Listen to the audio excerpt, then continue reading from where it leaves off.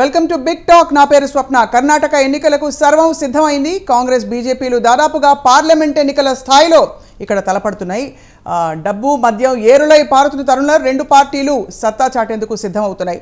అటు జేడీఎస్ కూడా తగ్గేదే లే అంటూ కింగ్ మేకర్ అయ్యేందుకు కూడా కాలు దూవుతోంది. 2018లో పరిస్థితి ఒకసారి చూస్తే 104 స్థానాలు దక్కించుకుని అతిపెద్ద పార్టీగా అవతరించింది. కానీ 80 స్థానాలు గెలుచుకున్న కాంగ్రెస్ 37 స్థానాలు దక్కించుకున్న జేడీఎస్ ప్రభుత్వాన్ని ఏర్పాటు చేశాయి. తర్వాత కాలంలో కమలం పెద్దలు ఎత్తుగడలు వేసి ఏ విధంగా మార్పులు చేశారో చూసాం. ప్రభుత్వాన్ని దక్కించుకున్నారు. ఇప్పుడు సర్వేల వివరాలు చూస్తుంటే మాత్రం కాంగ్రెస్ పార్టీకే మొగ్గు చూపుతున్నాయి. కర్ణాటక గెలుపుని కాంగ్రెస్ బీజేపీ కూడా చాలా ప్రతిష్టాత్మకంగా తీసుకోవడంతో పాటు సంక్షేమ పథకాలకు హామీలు వరదలై పారించాయి. దీంతో కర్ణాటక ఎన్నికలు రెండు జాతీయ పార్టీలకు ఇజ్జత్ కా సవాల్గా మారాయి. ఇది పరిస్థితి.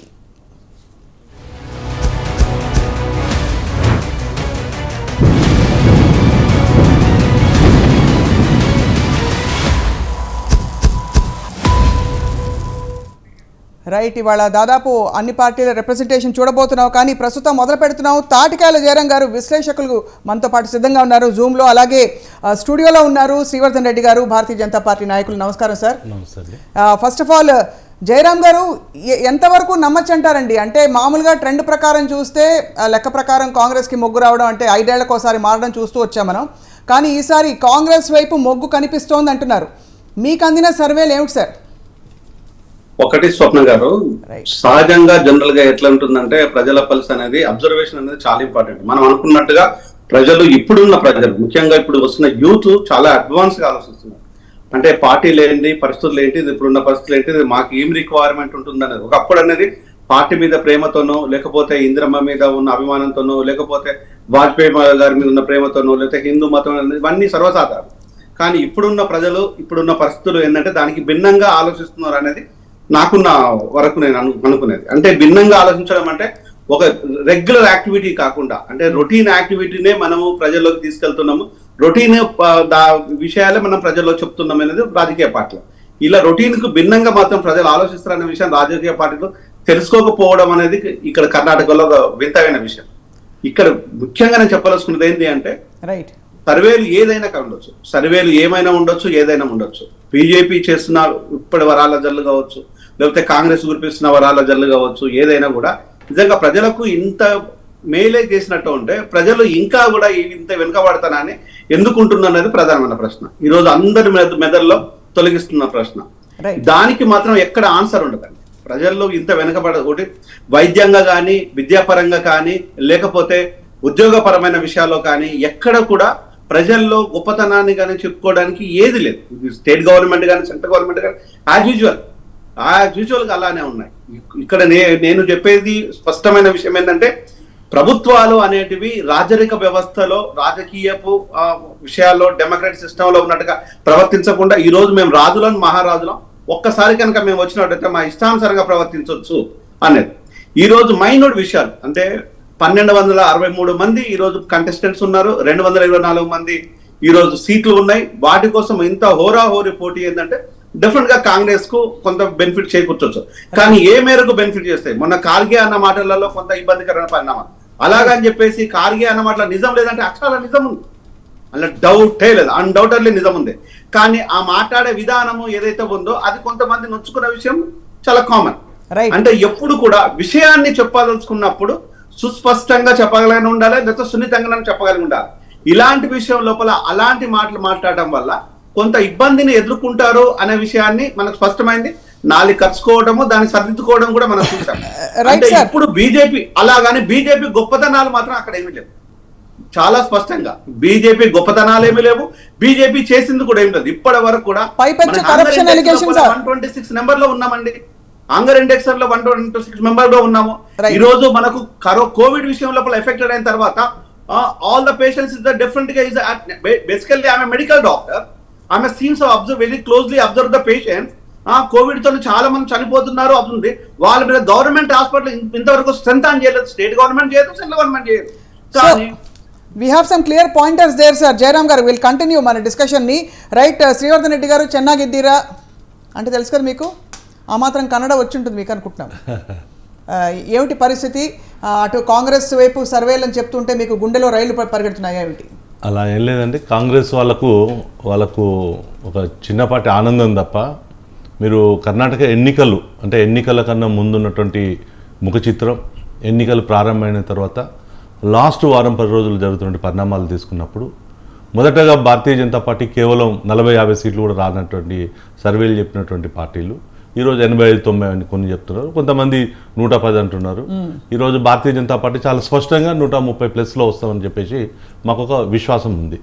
సో దీనికి ప్రధానమైనటువంటి కారణం మీరు చూశారు 2018 ఎన్నికలు. మీరు ఇంతకుముందు చెప్పారు కదా, లోకసభ తరహాలో ఓరాహోరిగా జరుగుతున్నటువంటి ఎన్నికలు ఏదైతే ఉందో, ఆ యొక్క ఎన్నికల ముఖ చిత్రాన్ని చూసుకున్నప్పుడు మేము 28 సీట్లు 25 సీట్లు భారతీయ జనతా పార్టీ గెలిచింది అక్కడ.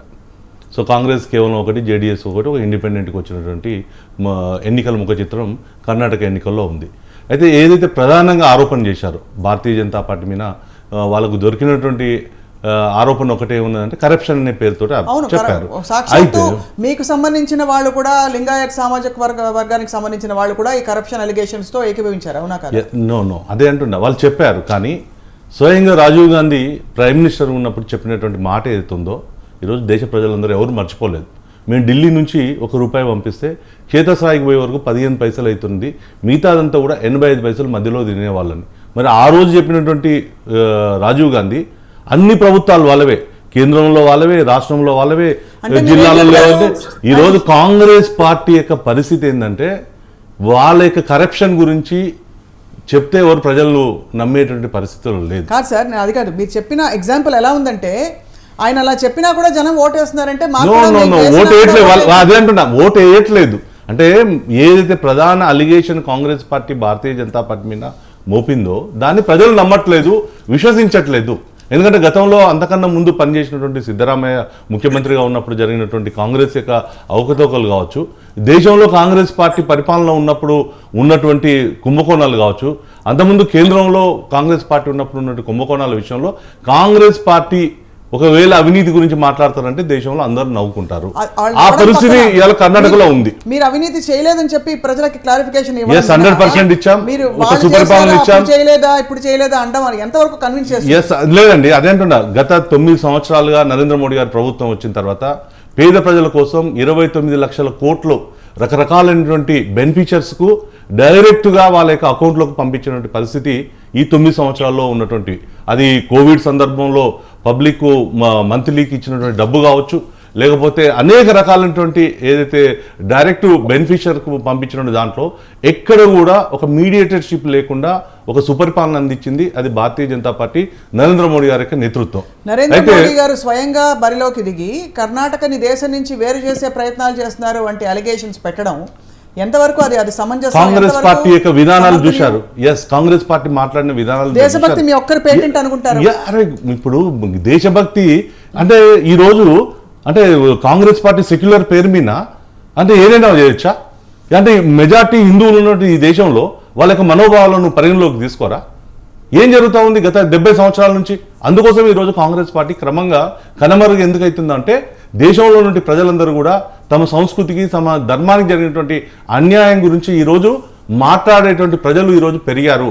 ఎందుకొరకు పెరిగారంటే, కేంద్రంలో ఒక బలమైనటువంటి ప్రభుత్వం, ఈ సంస్కృతి, ఈ యొక్క జాతీయవాదానికి నిలబడేటువంటి ప్రభుత్వం ఉంది కాబట్టి ప్రజలు బయటికి వచ్చేటువంటి స్థితి ఇప్పుడు పెరిగింది. కాంగ్రెస్ ఆ స్థితి, ఆ మానసిక స్థితి నుంచి ఈరోజు ఇంకా బయటపడలేదు. కేవలం మైనార్టీ ఓట్ల కోసం ఈరోజు చేస్తున్నటువంటి ఏదైతే ఉందో, కర్ణాటకలో మాట్లాడినటువంటి ఈరోజు పీపుల్ ఫ్రంట్ ఆఫ్ ఇండియా ఏదైతే ఉందో, అది ఒక మత విద్వేషాలని రెచ్చగొట్టే వ్యాఖ్యలు, ఇష్యూస్ని లేవనెత్తింది భారతీయ జనతా పార్టీ కర్ణాటకలో అని స్పష్టమైన ఆరోపణలు ఉన్నాయి. హిజాబ్ ఇష్యూ మొదలుకొని అన్నీ మీరు చేసే వ్యాఖ్యలు, మీ నెరేటివ్ అంతా కూడా మతపరమైన డివైజివ్ పాలిటిక్స్ అనే ఒక ఆరోపణ నుంచి మీరు తప్పుకోలేకపోతున్నారు. దక్షిణాది రాష్ట్రాల్లో మీ పాగా వేయలేకపోయారన్నది వాస్తవం కాదండి. ఎవరు తీసుకొచ్చారు?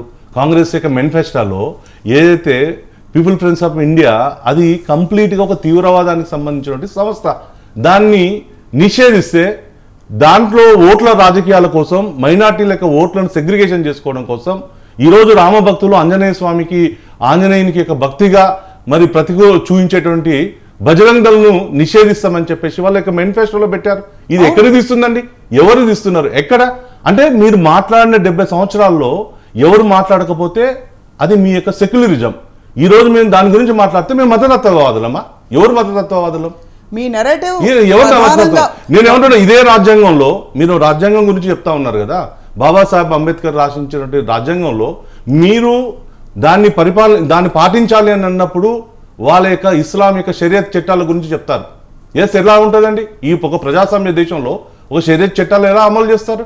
మీరు ప్రజాస్వామ్యం ఉన్నప్పుడు ప్రజాస్వామ్యం ప్రకారం ఉండాలి. త్రిపుల్ తలాక్ అనే దాంట్లో ఒక మహిళకు అన్యాయం జరిగిందని చెప్పి మార్పులు, అవి రాజ్యాంగపరమైన మార్పుల్ని మీరు లోకల్ లెవెల్లో తీసుకొచ్చి మీ ఇష్టానుసారం ఇష్యూస్ ఎప్పటికప్పుడు ఎవరికి ఏదో వచ్చి మాట్లాడితే మతతత్వ పార్టీ గానీ మీరు మాట్లాడే ఇంకోటి మాట్లాడాలి. రాజ్యాంగ పరమైన మార్పులు రాజ్యాంగ పరంగానే జరగాలి.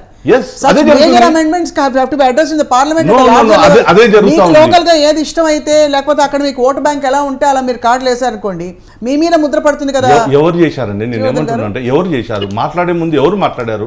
బజరంగ్ దళ్ను ఎందుకు నిషేధిస్తారు? ఈ దేశంలోని రామ మందిరం కోసం, రామభక్తుల కోసం పోరాటం చేసిన ఒక సంస్థ, ఈ హిందూ ధర్మం కోసం నిలబడే ఒక సంస్థ ఏం చేసిందని నువ్వు నిషేధిస్తామని చెప్తావు? అంటే నువ్వు ఓట్ల రాజకీయం కోసం నువ్వు చేస్తా ఉంటే మేము మాట్లాడితే మతతత్వమా? అంటే కాంగ్రెస్ పార్టీ చేస్తున్న ఓట్ల రాజకీయాలు మతతత్వ రాజకీయాలు కావా? వాళ్ళు ఏం చేశారు? ఈరోజు కేరళలో ఏం చేస్తుంది పిఎఫ్ఐ? ఏం చేస్తుంది? అక్కడ ఉన్న తీవ్రవాద యాక్టివిటీస్ చేస్తూ ఉంది. ఈరోజు కేరళలో ఏం జరుగుతూ ఉంది? లవ్ జిహాద్ గురించి మేము మాట్లాడితే రెడ్డి గారే సాక్షాత్ లవ్ జిహాద్ ఏమీ లేదని చెప్పి ధృవీకరించారు. ఎక్కడ అనలేదు. ఈ రోజు love jihad is of myth అని చెప్పి అన్నారా లేదా? నో అండి, అది ఎక్కడ లేదు. ఈ రోజు దేశంలో జరుగుతున్న దాని గురించి భారతీయ జనతా పార్టీ మాట్లాడితే మమ్మల్ని మతతత్వవాదులు అంటున్నారు. కానీ దేశ ప్రజలందరూ కూడా మతతత్వవాదులు కాదు, భారతీయ జనతా పార్టీ నిజమైనటువంటి ఒక జాతీయవాదం ఉన్నటువంటి సిద్ధాంతం ఉన్నటువంటి ఈ ధర్మం కోసం నిలబడేటువంటి పార్టీ అని చెప్పేసి ప్రజలు ఆలోచిస్తున్నారు. కాబట్టి మేము ఇలా 17 రాష్ట్రాల్లో అధికారంలో ఉన్నాం, 303 సీట్లతో మేము అధికారంలో ఉన్నాం. రేపు కర్ణాటకలో కూడా జరిగేది అదేనండి. కర్ణాటకలో కూడా 100% మీకు అదే చెప్తున్నారు. 2018 సింగిల్ పార్టీగా సింగిల్ గవర్నమెంట్ ఫామ్ చేసే సత్తా ఇంతవరకు మీరు తెచ్చుకున్నారా? అదే చెప్తున్నాం అండి. మీరు అందుకొరకే మీకు చెప్తున్నాను కదా, 2018 ఎన్నికలు మేము 104 సీట్లతో వచ్చాం. ఆ రోజు 90 సీట్లతో కాంగ్రెస్ పార్టీ ఉంది, 23, 28 జేడీఎస్ ఉంది. అదే 2019 ఎన్నికలకు వచ్చినప్పుడు మేము 25 సీట్లు, 28కి 25 సీట్లు మేము గెలిచాం. అక్కడ నుండి ప్రజలందరూ కూడా మమ్మల్ని ఆదరిస్తూ ఉన్నారు. 100% ఈ ఎన్నికల్లో కూడా వీళ్ళు ఏదైతే చెప్తా ఉన్నారో కాంగ్రెస్కి ఏదో దింపుడు గల ఆశ అంటారు కదా, ఆ ఆశలో ఉన్నారు. కానీ దాన్ని మనం అందరం కూడా ఎందుకు ఆ ఆశను, ఆ ఆనందాన్ని ఎందుకు బ్రేక్ చేద్దాం? బెల్లయ్య నాయక్ గారు జాయిన్ అవుతున్నారు, కాంగ్రెస్ సీనియర్ నాయకులు. నమస్కారం బెల్లయ్య నాయక్ గారు. రైట్, మీరు మతతత్వ పార్టీ ఎప్పుడు లేని మీరు ఇలాంటి వ్యాఖ్యలు చేశారు ఏంటని చెప్పి అందరూ ఆశ్చర్యపోతున్నారు. మన శ్రీవర్ధన్ రెడ్డి గారు కొంచెం నొచ్చుకున్నారు కూడా. బజరంగ్ దళ్ లాంటి ఒక గొప్ప సంస్థ, రాముడి కోసం సేవ చేసే ఇలాంటి సంస్థని బ్యాన్ చేస్తామనడానికి మీకు ఎన్ని గుండెలను అడుగుతున్నారు? కర్ణాటక ప్రజలకు చాలా ఎక్కువ గుండెలు ఉన్నాయి మాకంటే కూడా.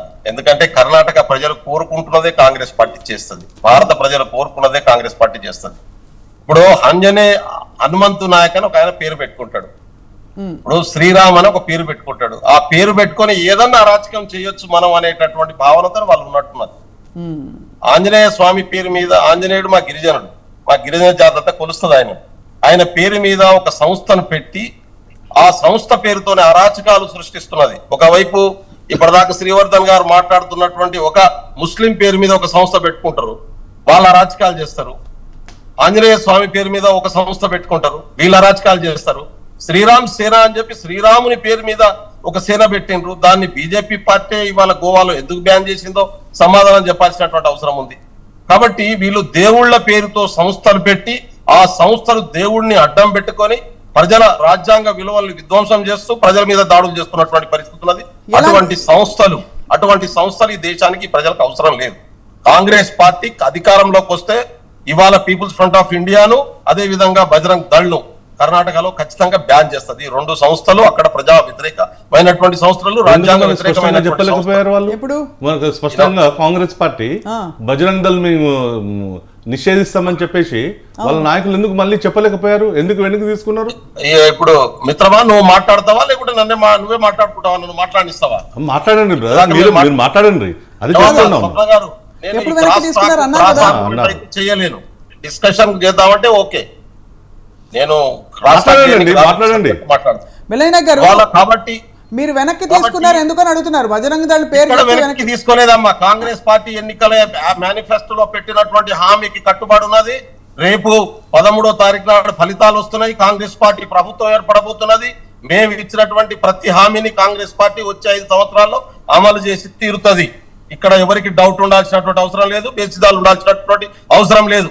మనం ఇవాళ ఈ దేశాన్ని, రాజ్యాంగాన్ని పక్కన పెట్టేసి, రాజ్యాంగాన్ని తుంగలో తెక్తి మతాల ముసుగులో ప్రజా జీవితాన్ని విధ్వంసం చేసి, డైవర్ట్ చేసి, మతాల వైపు డైవర్ట్ చేసి, మొత్తం దేశ సంపద అంతా దోసుకొని పెట్టుబడిదారుల ప్రయోజనాలు ఇచ్చేటటువంటి పద్ధతుల్లో పనిచేస్తున్నటువంటి బీజేపీ రాజకీయాలు, ఇవాళ ఆర్ఎస్ఎస్ రాజకీయాలు దేశ ప్రజలకు అర్థమవుతున్నటువంటి పరిస్థితి ఉన్నది.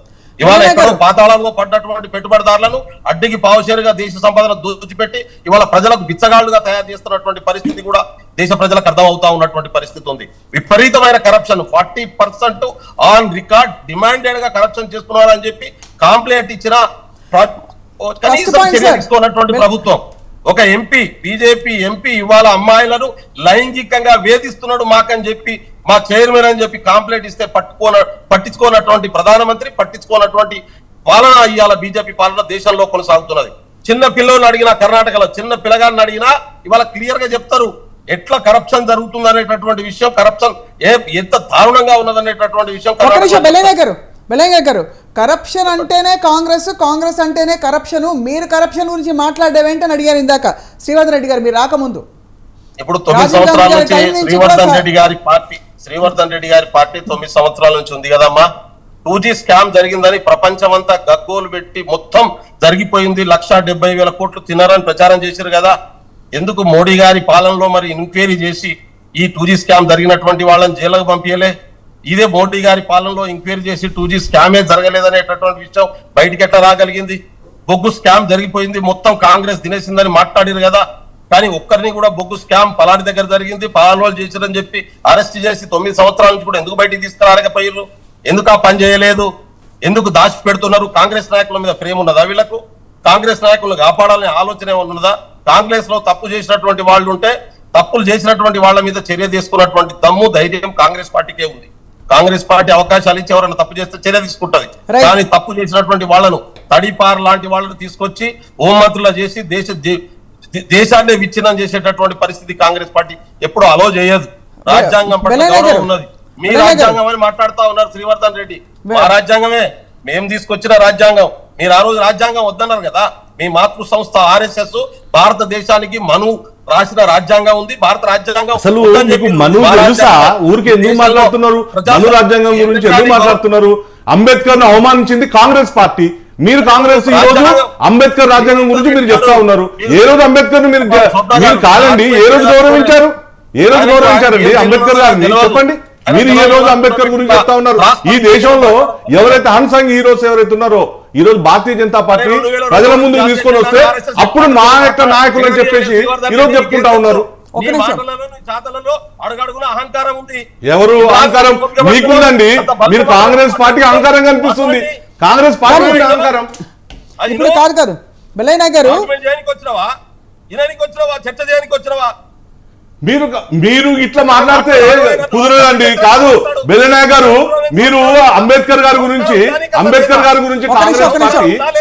కాంగ్రెస్ పార్టీ గౌరవించిందో తెలుసు, చరిత్ర తెలుసు. మీరు మళ్ళీ మమ్మల్ని ఏదో ఆర్ఎస్ఎస్ రాజ్యాంగాన్ని నడిపించలేదని చెప్పి శ్రీవర్ధన్ రెడ్డి గారు మాట్లాడేటప్పుడు కాదండి. ఎస్, మీరు కూడా మాట్లాడేటప్పుడు ఏం మాట్లాడారనే విషయాలు వ్యూవర్స్ చెప్పాలి, ప్రేక్షకులు చెప్పాలి. ఇట్లాంటి వాళ్ళని తీసుకొస్తారు చర్చలకు, తలకాయల వాళ్ళని తీసుకొచ్చి కూర్చోబెట్టి మమ్మల్ని మాట్లాడమంటారు ఎందుకు? బెల్లయ్య గారు మీరు నోరు అదుపు పెట్టుకొని మాట్లాడండి. బెల్లయ్య గారు, మీ గురించి మాకు అన్ని తెలుసు. మీరు ఏమనుకుంటారో అన్ని తెలుసు మాకు. మీరు మాట్లాడే పద్ధతి ప్రకారం మాట్లాడండి. మీరు కాంగ్రెస్ పార్టీ యొక్క రిప్రజెంట్ గా మాట్లాడండి. మీరు మీ యొక్క వ్యక్తిగతమైనటువంటి విషయాల గురించి మాట్లాడొద్దు. మీరు వ్యక్తిగతమైన విషయాలు మాట్లాడొద్దు. ఒక్క నిమిషం బెల్లయ్య నాయక్ గారు, శ్రీవర్ధన్ రెడ్డి గారు, దయచేసి శాంతి. ఇప్పుడు ఇష్యూస్ మీద మాట్లాడదాం. బెల్లయ్య నాయక్ గారు, కర్ణాటకని దేశం నుంచి విచ్ఛిన్నం చేయడానికి, దూరం చేయడానికి ప్రయత్నం జరుగుతోందని సాక్షాత్ మోడీ గారు కదండి అన్నారు, మోడీ గారు ఆరోపించారు. ఏమంటారు సార్ మీరు? దానికి సమాధానం ఏంటి? అటువంటి సమాధానం చెప్పాలి. ఎట్లా కర్ణాటక నుంచి విచ్ఛిన్నం జరగబోతుందనేటటువంటి విషయం ఈ దేశ ప్రధానమంత్రి చెప్పాలి. దేశ ప్రజలు ఓట్లేసి గెలిపించారు. ఈ దేశాన్ని సమగ్రంగా ఉంచాల్సినటువంటి ప్రధానమంత్రి 2000 కిలోమీటర్లు చైనా ఆక్యుపై చేసి భారత భూభాగాన్ని ఆక్యుపై చేస్తుంటే ఏడ గడ్డి బిక్తున్నావో ఈ దేశ ప్రధానమంత్రి చెప్పాలి. ఇవాళ మణిపూర్ కాలిపోతా అంటే కారకులు ఎవరో ఈ దేశ ప్రధానమంత్రి సమాధానం చెప్పాలి. 209 స్థానంలో ఉన్నటువంటి అదాని షెల్ కంపెనీలు పెట్టి భారత సంపదను దోచుకొని పోతున్నప్పుడు ఎక్కడ ఫిడేలు వాయించుకుంటున్నాడో ఈ దేశ ప్రధానమంత్రి సమాధానం చెప్పాలి.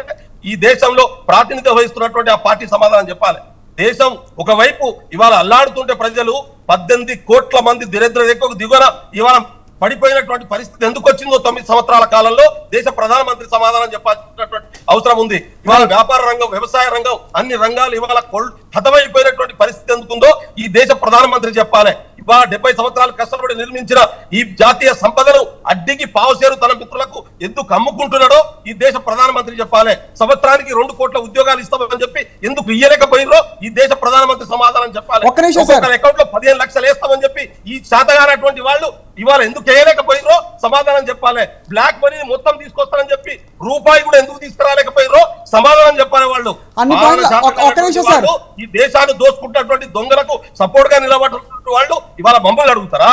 ఈ దేశాన్ని నిర్మించింది మేము, బ్రిటిష్ ఏజెంట్ వాళ్ళు ఆ రోజు. కానీ ఒకటే వెల్లయ్యనాయక్ గారు సంస్థ ఒకటే వెల్లయ్యనాయక్ గారు, ఒకవేళ ఇవన్నీ పూర్తిగా వాస్తవం అండ్ వీటిలో నిజంగా ఏ విధమైన అసలు చిన్న డౌట్ కూడా లేదంటే ఇన్ని రాష్ట్రాల్లో భారతీయ జనతా పార్టీ ఎలా అధికారంలో ఉంది చెప్పండి? కర్ణాటకలో last time Bharatiya Janata party అధికారంలో ఉందా? మధ్యప్రదేశ్ లో భారతీయ జనతా పార్టీ అధికారంలోకి వచ్చిందా? ఇవాళ ఎన్ని రాష్ట్రాల నుంచి దాన్ని తరిమేశారు భారతీయ జనతా పార్టీని. ఒక గుజరాత్ తప్ప మిగతాదంతా 12 రాష్ట్రాల్లో ఇతరులకు వచ్చినటువంటి అధికారాన్ని, కేంద్ర అధికారాన్ని అడ్డం పెట్టుకొని గుంతుకున్న సంస్థలే పరిస్థితి ఉంది కదా. భారతీయ జనతా పార్టీకి ఇవాళ ఆంధ్రప్రదేశ్ లో ఉందా, కేరళలో ఉందా, తమిళనాడులో ఉందా, బెంగాల్లో ఉందా, రాజస్థాన్ లో ఉందా, జనతా పార్టీ ఛత్తీస్గఢ్ లో ఉందా భారతీయ జనతా పార్టీ? 545 స్థానాల్లో సగం స్థానాలకు పోటీ డైరెక్ట్ గా చేయలేనటువంటి స్థాయిలో భారతీయ జనతా పార్టీ ఉంది. ఇవాళ భారతీయ జనతా పార్టీ ఎక్కడుంది? ఇతరుల ప్రభుత్వాన్ని, కేంద్ర అధికారాన్ని అడ్డం పెట్టుకొని గుంజుకోవడం భారతీయ జనతా పార్టీ ఉంది. ఇవాళ మొత్తం దేశం ఒక ప్రశ్న అడుగుతూ ఉన్నాను నేను చాలా సూటిగా. ఇవాళ అదాని షెల్ కంపెనీలు ఇవాళ డిఫెన్స్ రంగంలో పెట్టినటువంటి 20,000 కోట్ల రూపాయలు షెల్ కంపెనీల ద్వారా వచ్చింది. ఎందుకు ఎంక్వైరీ చేయించడానికి భారతీయ జనతా పార్టీ ప్రభుత్వం సిద్ధంగా లేదు? ఎక్కడైతే ప్రధానమంత్రి మోడీ ప్రయాణం చేస్తారో ఆయన ఎమ్మడి అదాని పోతాడు, ఆయన కాంట్రాక్ట్లు వస్తాయి. ప్రధానమంత్రి అదానికి ప్రధానమంత్రి సమాధానం చెప్పమంటే ఎందుకు చెప్పరు? ఒక్క నిమిషం, మన జయరాం గారికి ఒక పాయింట్. జయరాం గారు చెప్పండి సార్. జయరాం గారు, చర్చ ఎటువైపు వెళుతోంది అంటే వీటన్నిటికీ తావు ఉందంటారా ఇప్పుడు ఇరు వర్గాలు సంధించుకుంటున్న అనేక ఆరోపణల మీద? ఒకటండి, దీంట్లో రాజకీయ పార్టీలు డెఫినెట్ గా వాళ్ళ ఎజెండాని కానీ వాళ్ళకుండే యాక్సెప్టేషన్స్ కానీ డెఫినెట్ గా దాన్ని ప్రొజెక్ట్ చేస్తుంటే అందులో తప్పులేదు. కాంగ్రెస్ కానీ బీజేపీ కానీ ప్రొజెక్ట్ చేసుకోవడంలో తప్పులేదు, కాంగ్రెస్ అడగడంలో తప్పులేదు. ఎందుకంటే ప్రతిపక్ష పార్టీలో ఉన్న కాంగ్రెస్ కు అడిగే రైట్ ఉంది, చెప్పాల్సిన బాధ్యత బీజేపీకి ఉంది, అలా ఏమాత్రం డౌట్ లేదు. కానీ ఇక్కడ బీజేపీకి చేయాల్సిన ప్రధానమైన ప్రశ్న ఏంటంటే, మన దగ్గర ఉన్న ఈవీఎంలో సంఖ్య మీకు ఏమైనా తెలుసా? తెలిస్తే ఆ ఈవీఎం సంఖ్యలు మీకు ఏమైనా చెప్పగలుగుతారా, లేదా నన్ను చెప్పమంటారా? 60 లక్షల ఈవీఎంలు 20 లక్షల ఈవీఎంలు లేవని చెప్పేసి సుప్రీంకోర్టు లోపల వీళ్ళే ప్రజెంట్ చేసి ఈవీఎంలు ఏమైనాయి అంటే కూడా చెప్పలేని పరిస్థితుల్లో ఈరోజు బీజేపీ ఉంది. మరి 40 లక్షల ఈవీఎంల నుంచి వచ్చేసిన దాన్ని మనం కౌంట్ చేసుకుంటున్నామా? 20 లక్షల ఈవీఎంలు ఎక్కడికి పోయినాయని దాన్ని మనం ఏమైనా చెప్పదలుచుకున్నామా? ఆ కౌంట్ ఏమైనా ట్రాన్స్పరెన్సీ ఉందా, లేకపోతే యాడ్ డిలీట్ ఏమైనా జరుగుతున్నాయా? దీనిపైన ఎక్కడ ఎలాంటి చర్చ లేదు. ఇది ప్రధానమైన చర్చ. ఎలక్షన్లు వస్తున్నాయి అంటే ఈవీఎంల మీద కదా మనం మాట్లాడడం కాదు, ఈవీఎం ట్యాంపరింగ్ కాదు. 20 లక్షల ఈవీఎంలు మాయమైపోయినాయి, ఎక్కడికి పోయినాయో కూడా ఈరోజు ప్రధానమంత్రి చెప్పలేకపోతున్నారు. వన్ మోర్ థింగ్, ఇంకొకటి ప్రధానమైన ప్రశ్న ఏంటంటే, 70 సంవత్సరాలు కాదు 75 సంవత్సరాలు మన భారతదేశం స్వతంత్రంగా వచ్చేసి 60 సంవత్సరాలు ఖచ్చితంగా కాంగ్రెస్ ఇతర కొన్ని పార్టీలు పాలించినది వాస్తవమే. కానీ అప్పటి 65 సంవత్సరాల వరకు కూడా గ్యాస్ అంటే సామాన్య మానవుడు వాడే గ్యాస్ 450 రూపాయలు మాత్రమే ఉన్నది. కానీ మనం పాలించిన 9 సంవత్సరాల లోపల 1200 రూపాయల గ్యాస్ చేయడానికి ఈ 9 సంవత్సరాల లోపల ఏం జరిగింది గొప్పతనం కూడా బీజేపీ చెప్పాలి.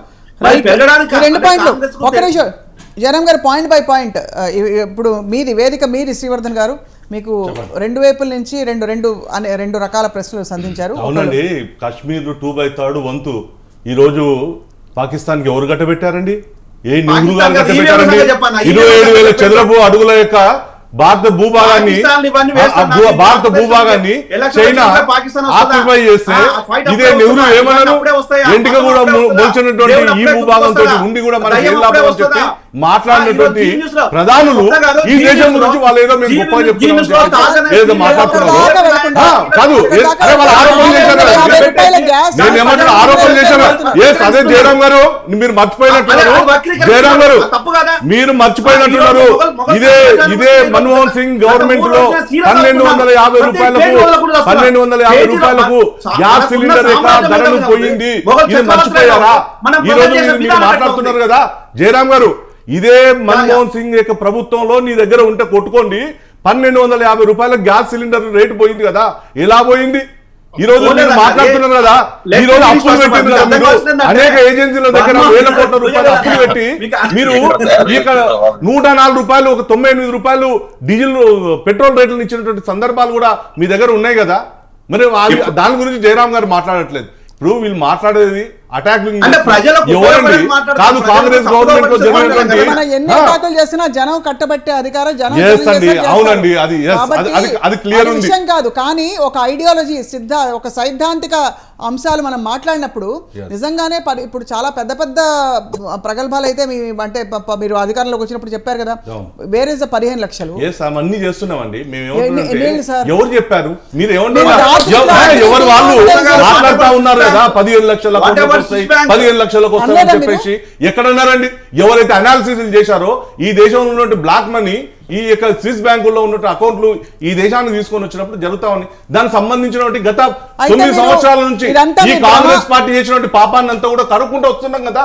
ఈ పాపం చేసినటువంటి కాంగ్రెస్ వారిని కడుక్కుంటూ ఈ దేశానికి ఉన్నటువంటి అనేక రకాలైన రుగ్మతలను నయం చేసుకుంటూనే కదా ఇక్కడ వస్తున్నది. ఈ రోజు వారు చెప్పారు కదా కోవిడ్ సందర్భంలో ప్రపంచంలో అత్యధికమైన ధనిక దేశాలు ఉన్నట్టు అమెరికాలో కోవిడ్ ఎంతమంది చనిపోయారు, లేకపోతే యూకే ఎంతమంది చనిపోయారు, లేకపోతే అనేక టెక్నాలజీ దేశాలు ఎంతమంది చనిపోయారు. ఈ 130 కోట్ల నుండి భారతదేశంలో ఇంత ఇన్ఫ్రాస్ట్రక్చర్ ఇబ్బంది ఉన్నట్టు ఈ దేశంలో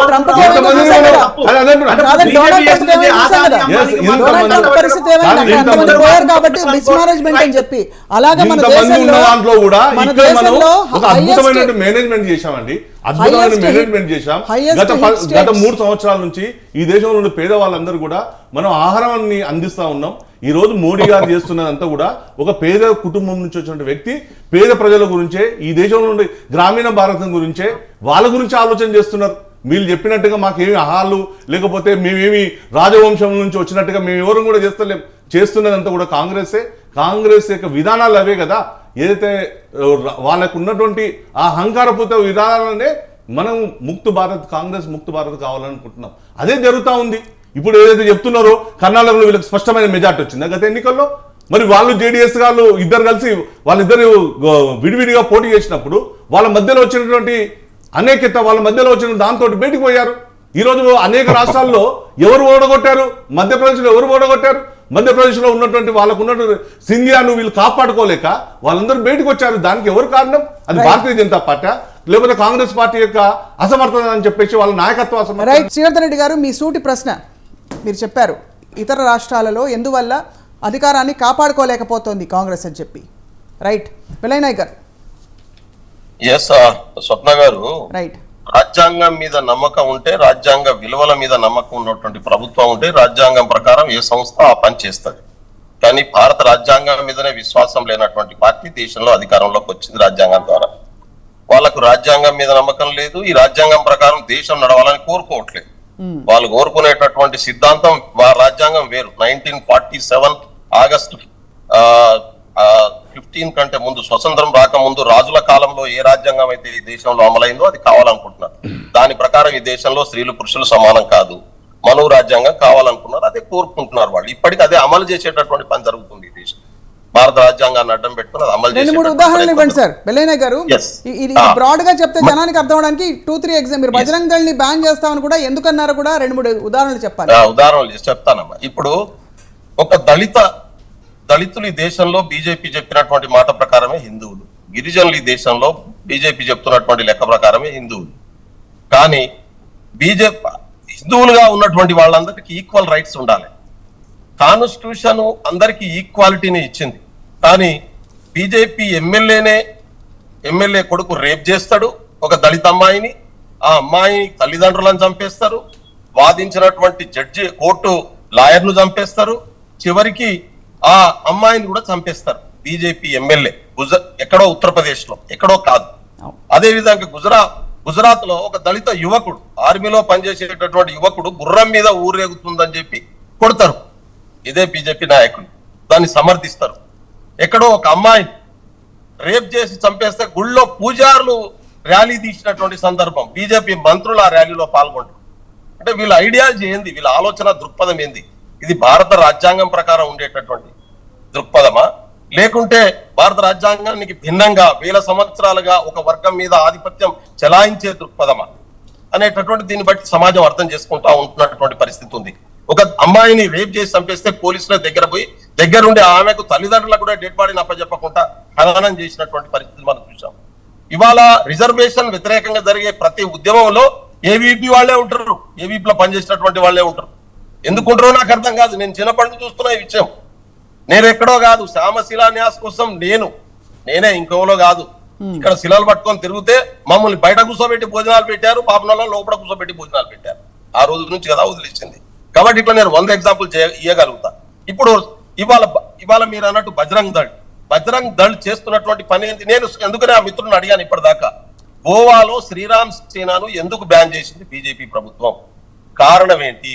ఇప్పుడు శ్రీరామ్ సేన రాష్ట్ర అధ్యక్షుడు ఇదే కర్ణాటక ఎన్నికల్లో పోటీ చేశారు, బీజేపీకి వ్యతిరేకంగా రోజు మాట్లాడుతూ ఉన్నాడు. ఇదే కర్ణాటక ఎన్నికల్లో పోటీ చేసినటువంటి పరిస్థితి ఉంది. ఆయన కాంగ్రెస్ వ్యతిరేకంగా నేచురల్ గానే మాట్లాడుతున్నారు, బీజేపీ వ్యతిరేకంగా బీజేపీ ఎట్లా డ్యామేజ్ చేస్తుందో కూడా మాట్లాడుతున్నటువంటి స్థితి ఉంది. అందుకనే ఏ సంస్థ అయినా దేవుని పేరును అడ్డం పెట్టుకొని ఇవాళ దాడులు చేయడం, చట్టాన్ని తమ చేతిలోకి తీసుకోవడం, మేము చట్టానికి అతీతులం అని చెప్పి భావించడం అనేటటువంటిది ఏదైతే ఉన్నదో ఇది కాన్స్టిట్యూషనల్ స్పిరిట్ కు వ్యతిరేకం. ఇది ప్రైవేట్ ఆర్మీలుగా మారడం తప్ప ఇంకోటి కాదు. దీన్ని కాంగ్రెస్ పార్టీ అధికారంలోకి వస్తే రాజ్యాంగ విరుద్ధం అంటారు ఇదంతా. ఎస్, రాజ్యాంగ విరుద్ధం కదమ్మా. అందుకనే రాజ్యాంగానికి వ్యతిరేకంగా ఇప్పుడు ఆర్ఎస్ఎస్ ను సర్దార్ వల్లభాయ్ పటేల్ గారు ఎందుకు బ్యాన్ చేశారమ్మా? 1-2 సార్లు ఆయన హోంమంత్రిగా ఉన్నప్పుడు బ్యాన్ చేసిండు కదా. ఆ రోజు వాళ్ళు వివరించినటువంటి తీరట్లుంది కాబట్టి బ్యాన్ చేశారు. తర్వాత నెహ్రూ గారు దాన్ని లిఫ్ట్ చేశారు. ఆ రోజు ఉన్నటువంటి పరిస్థితుల ప్రకారం మళ్ళీ రిజైండర్ రాసుకొని క్షమాపణ. శ్రీవర్ధన్ రెడ్డి గారు విన్నారు కదా, చాలా విషయాలు చెప్పారు. మీరు ఉన్న రాజ్యాంగాన్ని ఫాలో అవ్వకుండా మీ ఓన్ సిస్టమ్ ఆఫ్ రూల్స్ని ఎక్కడ ఎలా కన్వీనియంట్ అయితే ఈ ధర్మం పేరు మీద, ధర్మం దేవుడు అంటే ఎవరు క్వశ్చన్ చేయలేరు కదా, ఆ పేరు మీద మెజారిటీ వాళ్ళు మా వెనకాలే ఉన్నారనే ఒక నెపంతో ఒక విధమైన ఒక ఆధిపత్యం చలాయిస్తున్నారనే ఒక అనడానికి చాలా ఉదాహరణలు చెప్పారు ఇప్పుడు బెల్లయ్య నాయక్ గారు. ఇప్పుడు కర్ణాటకలో కూడా ఈ మధ్య కాలంలో గత 2-3 సంవత్సరాల్లో మతపరమైన విద్వేషాలు, వ్యాఖ్యలు ఇవన్నీ కూడా అన్ని వైపుల నుంచి జరిగాయి. మీకు తెలుసు జరిగిన సంఘటనలన్నీ కూడా. దానికి కారణం ఏంటి? ప్రజలకు మీరు ఎలా హామీ ఇస్తారు? ఇప్పుడు ఒకటండి, కాంగ్రెస్ పార్టీ దళితుల గురించి, గిరిజనుల గురించి మాట్లాడుతూ ఉంది. ఏం చేశారు? 70 ఏళ్ళ నుంచి ఈరోజు వారు చెప్తున్నటువంటి అనేక అంశాలు అధికారంలో ఉన్నటువంటి కాంగ్రెస్ పార్టీ ఎందుకు ఈ దేశంలో అంటరానితనాన్ని మురుమాపలేకపోయింది? దళితులను ఎందుకు కొన్ని ఏరియాలకే పరిమితం చేయగలిగింది? గిరిజనులను ఎందుకు కొన్ని ఏరియాలకే పరిమితం చేయగలిగింది? కేవలం ఓటు బ్యాంకు రాజకీయాలు తప్ప ఈ రోజు కూడా, ఈ 70 ఏళ్ళ తర్వాత కూడా మరి అదే అనేక దళిత వాడల్లో, గిరిజన వాడల్లో ఈ రోజు కూడా కనీసం టాయిలెట్స్ లేనటువంటి దుస్థితికి ఎందుకు ఈ దేశంలో ఉన్నది? దీనికి కారణం ఎవరు? ఈరోజు యాంటీ దళిత్, యాంటీ గిరిజనులు, యాంటీ ముస్లిమ్స్ అని భారతీయ జనతా పార్టీని వీళ్ళు ఎంత గత 70 సంవత్సరాల నుంచి చెప్పుకుంటూ వచ్చినా ప్రజలు అవన్నీ కూడా గమనిస్తూ ఉన్నారు. ఈరోజు అవకాశం వచ్చినప్పుడు దళితుని ఈ దేశానికి రాష్ట్రపతిని చేసింది భారతీయ జనతా పార్టీ. అవకాశం వస్తే ఈ దేశానికి గిరిజనుని రాష్ట్రపతి చేసింది భారతీయ జనతా పార్టీ. ఈ యొక్క తక్కువ స్పాన్లో, మేము 70 ఏళ్ళ స్పాన్ల గురించి చెప్తలేం, మేము చెప్పిన 9 ఏళ్ల స్పాన్లోనే మా అవకాశంలో ఈ దేశంలో ఆ యొక్క వర్గాలను గౌరవాన్ని పెంచడం కోసం ఇవాళ నరేంద్ర మోడీ గారి యొక్క నేతృత్వం పనిచేస్తూ ఉంది. కానీ ఇవన్నీ కూడా చూస్తున్నారండి. ఇవాళ మీరైతే చెప్తున్నారో దేశంలో ఉన్నటువంటి గిరిజనులు అత్యధికం ఉన్నటువంటి రాష్ట్రాల్లో భారతీయ జనతా పార్టీ అధికారంలోకి వచ్చింది. ఈ రోజు మా మీద మతత్వం అని చెప్పినటువంటి రాష్ట్రాల్లో ఇలా గోవాలో అత్యధికంగా క్రిస్టియన్ జనాభా ఉండి, నార్త్ ఈస్ట్లో క్రిస్టియన్ జనాభాలో ఉన్నటువంటి ప్రాంతాల్లో కూడా ఇవాళ ప్రజలు అన్ని విషయాలు ఆలోచిస్తున్నారు. నిజమైనటువంటి పార్టీ, నిజమైన డెవలప్మెంట్ జరిగేది అది భారతీయ జనతా పార్టీ. ఎస్, నేనేమంటున్నా ఈ దేశంలో నేనేమంటున్నా ఈ దేశంలో ఒక విషయం, నేను ఈ పార్టీలో ఉండి నేను ఈ దేశానికి, ఈ ధర్మానికి తప్పు చేసినప్పుడు కూడా పార్టీ చర్య తీసుకునేటువంటి అవకాశం ఈ యొక్క భారతీయ జనతా పార్టీలో ఉంది.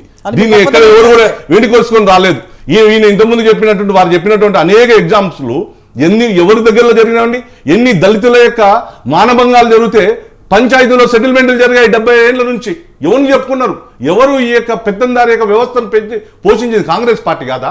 దేశంలో మొత్తంలో జరిగినటువంటి జంగల్ రాజ్యం నడిపించిన బీహార్లో ఎవరండి నడిపించింది? కాంగ్రెస్ పార్టీ కాదా? ఉత్తరప్రదేశ్లో నడిచినటువంటి విధానాలకు కాంగ్రెస్ పార్టీ కాదా ఈ దేశంలో ఉన్నటువంటి దాన్ని తీసుకోవాల్సింది? ఎస్, ఈ రోజు ట్రాన్స్పరెన్సీ తీసుకొచ్చింది భారతీయ జనతా పార్టీ, ఈ రోజు అందరికి అవకాశం తీసుకొస్తుంది భారతీయ జనతా పార్టీ. ఈ రోజు ఆ మార్పులు వస్తున్నాయి కాబట్టి వీళ్ళు ఎవరు ఎన్ని చెప్పినా, ఇది దళితులకు వ్యతిరేకం, గిరిజనులకు వ్యతిరేకం, ఎవరికి చెప్పినా కూడా ఇలా భారతీయ జనతా పార్టీకి వెన్నంటి ఉన్నారు. అందరూ కూడా ఉంటారు. రేపు ఈ ముస్లిం సమాజం కూడా ఉంటుంది. నిజమైనటువంటి విషయాల విషయంలో మేము భారతీయ జనతా పార్టీ ఇస్లాంకు ధర్మానికి ఎన్నడూ వ్యతిరేకంగా మాట్లాడలేదు. ఎవరైతే ఈ దేశం గురించి నెగిటివ్ మాట్లాడారో, ఈ దేశంలో ఎవరైతే తీవ్రవాదం మాట్లాడారో, ఇవాళ దాని గురించి మాట్లాడుతున్నాం. రెండింటిని వేరు చేసి మాట్లాడిన సందర్భాలు ఎవరు చూసినంత వరకు మాకు ఎవరికి గుర్తులేదు. ఎందుకు లేవండి? ఎందుకు లేవండి? మీరు ఇస్లాం అంటే తీవ్రవాదంతో చెప్పారండి. అదే అంటున్నా, ఇవాళ కాంగ్రెస్ పార్టీ కాదు, కాంగ్రెస్ పార్టీ ప్రజల మధ్యలో తీసుకొని వస్తుంది. కాంగ్రెస్ పార్టీ జయరామ్ గారు చెప్పండి. ఇది స్వప్న, ఇప్పుడు మా శ్రీ చెప్తున్నట్టుగా చాలా మాట్లాడడంలో దిట్ట అన్న విషయం నాకు బాగా తెలుసు. ఎందుకంటే నాకు ఈ విషయంలో పెద్ద డిస్ప్యూట్ కూడా ఏం లేదు. ఈ భారతదేశం లోపల ముస్లిం జనాభా 20% ఉంది. 20% ముస్లిం జనాభా లోపల బీజేపీ పార్టీలో ఎంతమంది ఉన్నారు, పార్లమెంట్ లో ఎంతమంది ఉన్నారు ఒకసారి చెప్పగలిగి ఉన్నారు. నెక్స్ట్ ఇంకొకటి, article 38 what is says is the రాజ్యాంగం ఏం చెప్తుంది అంటే, మీరు దళితులను తీసుకొచ్చేసి రాజ్యాంగబద్ధంగానే రాష్ట్రపతిని చేస్తున్నారు అనేది మేము గౌరవిస్తున్నాం. దళితులం కాదు, ఎవరు స్త్రీలను ఎవరిని చేసినా గౌరవిద్దాం, ఎందుకంటే ఒక భారతీయుడిగా. కానీ ఆర్టికల్ 38A భారత రాజ్యాంగంలో ఉన్నది, ఆయా కంపెనీలకు మనం ల్యాండ్ ఇచ్చినప్పుడు, ఆయా కంపెనీలను మనం తీసుకున్నప్పుడు, ఆయా కంపెనీలకు మనం డబ్బులు ఇచ్చినప్పుడు, ఆయా కంపెనీలకు మనము మన డబ్బులు ప్రభుత్వ డబ్బులు చేకూర్చినప్పుడు ఆ దాంట్లో వాటా ఇవ్వాలని కూడా ఉంది. ప్రజలకు, ఎస్టీలకు బీసీలకు కాదు, ఆయా ప్రజలకు వాటా ఇవ్వాలి. అది ఎంతవరకు ఇప్పుడు ఆదాని అంబానీ దగ్గర మీరు వాటా తీసుకొచ్చారు. ఇప్పుడు తీసుకొచ్చిన ఇన్ని డబ్బులు వాళ్ళకు పెట్టారు కదా, ఎంత పర్సెంటేజ్ తీసుకొచ్చారో రాజ్యాంగబద్ధంగా చెప్పండి. రాజ్యాంగంలో ఉన్న ఇవ్వడానికి చూపించి ఇచ్చారు, మరి తీసుకురావడానికి చెప్పడానికి ఏమి ఇచ్చారు అంటే, ఈ రోజు దళితులను దెబ్బకొట్టడానికి మీరేం చేసారు, దళితులను తీసుకొచ్చేసి మీరు రాష్ట్రపతిని చేసేసి రిజర్వేషన్స్ తీసేస్తానన్న నెపంతోని అది తిరగబడుతున్నారని తెలిసిన తర్వాత మీరు కంపెనీలను తీసేసిండ్రు. అంటే కాంగ్రెస్ కంపెనీలు పెడితే కంపెనీలో మీరు ముప్పికలో కేసిండ్రు. కాంగ్రెస్ నిర్మించినని పబ్లిక్ సెక్టర్ కంపెనీస్ అంటే మీరు క్లోజ్ చేస్తున్నారు. అంటే రిజర్వేషన్ లేదు, ఎంప్లాయ్మెంట్ లేదు.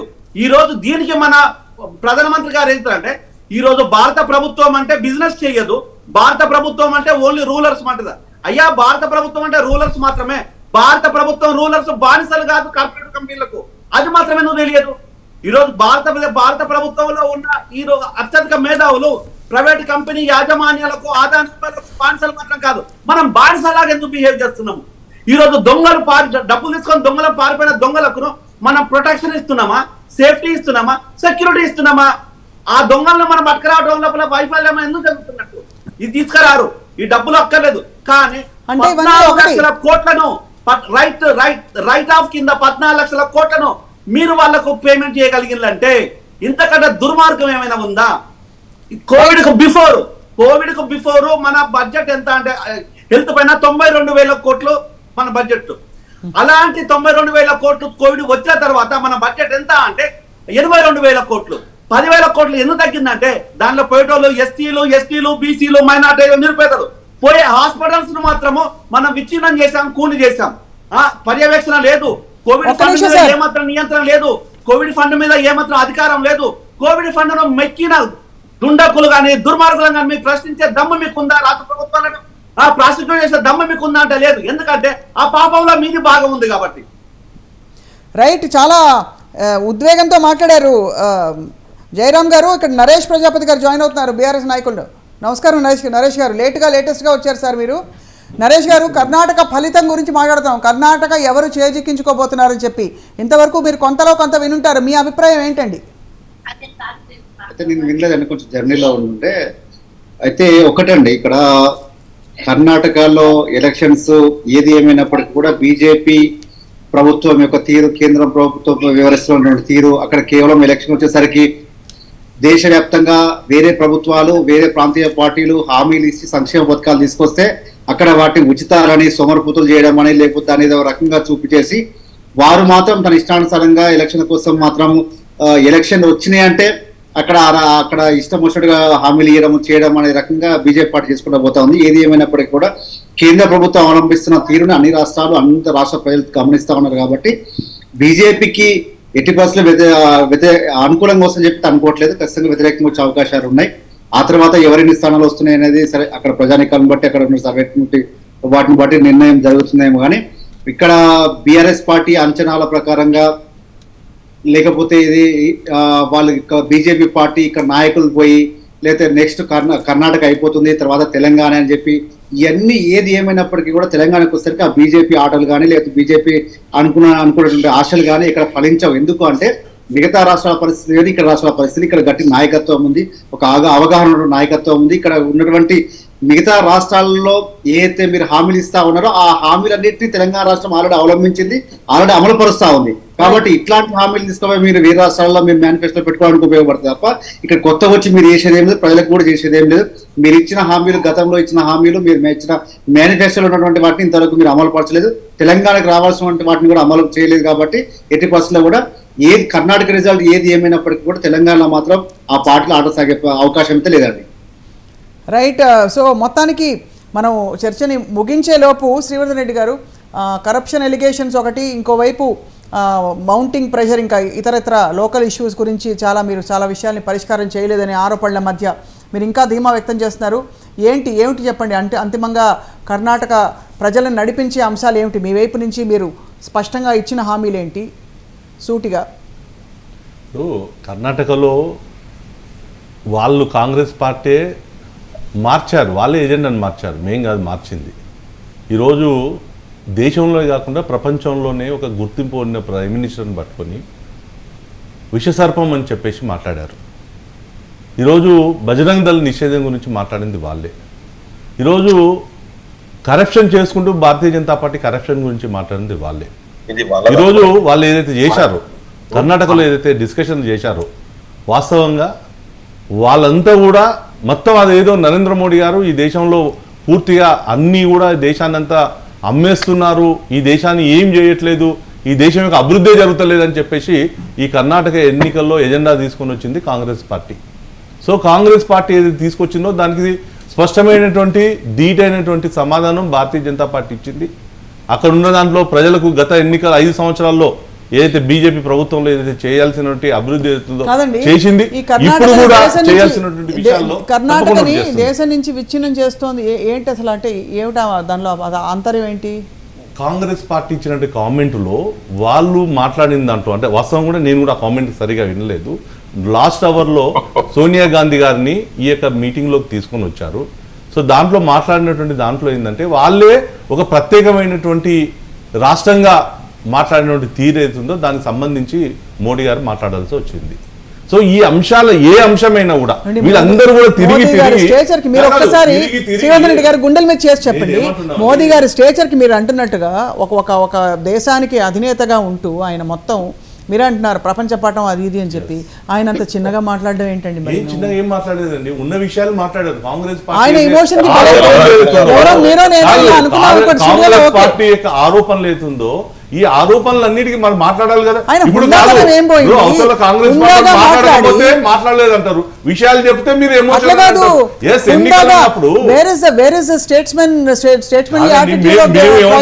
మేమేమంటున్నాం, ఏ ఎన్నిక జరిగినా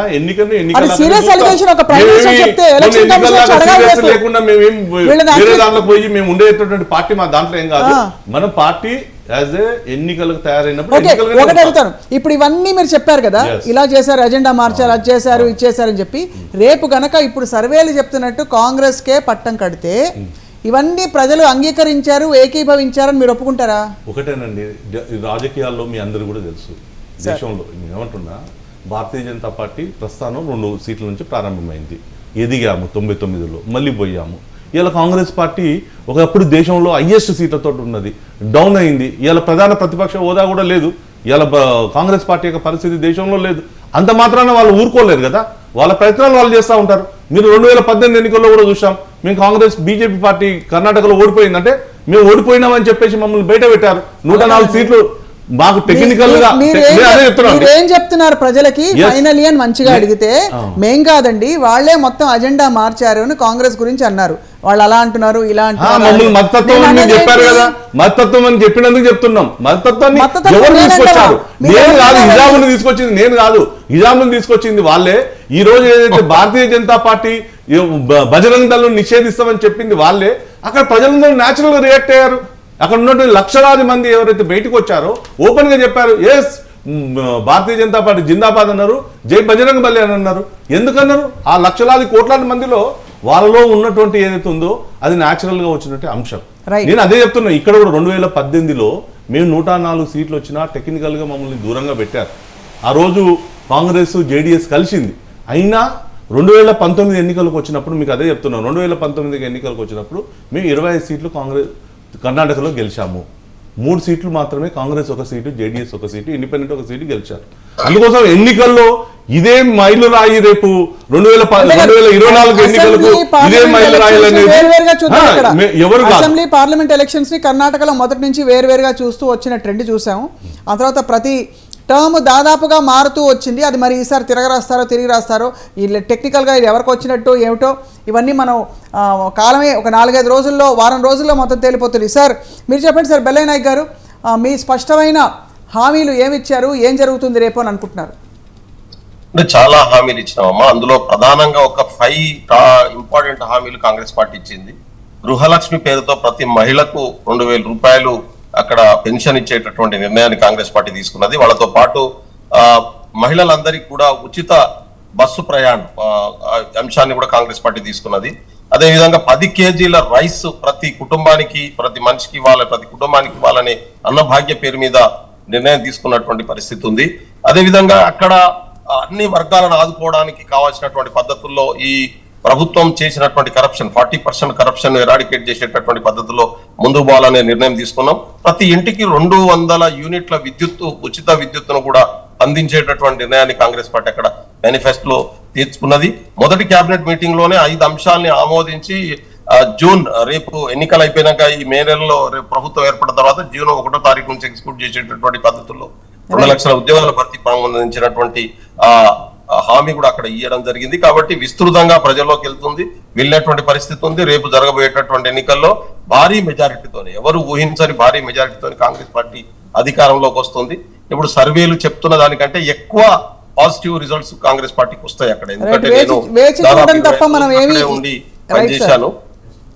వేచి చూడడం తప్ప మనం ఏం చేయలేము. సో ఫైనల్ గా మీ మాట జయరాం గారు ఫైనల్ వర్డ్ సార్, క్లుప్తంగా సార్.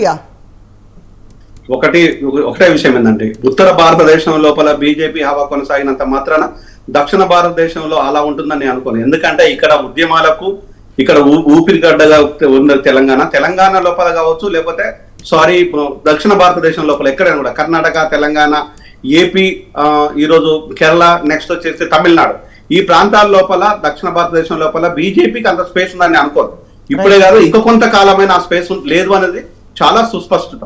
ఈ రోజు కనుక అప్పుడప్పుడు కర్ణాటకలో ఎందుకు వస్తుంది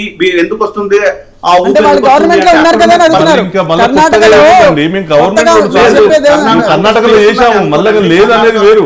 మీరు తెలంగాణకు వచ్చినప్పుడు డిస్కషన్ డిబేట్ వేరే పెడతాం కానీ తెలంగాణ, ఏపీ, కర్ణాటక, తమిళనాడు, కేరళ, ఈ రాష్ట్రాల లోపల బీజేపీ అంత పటిష్టమైన ఉండడం అనేది క్లియర్ గా అర్థం కావట్లేదు జనానికి. కానీ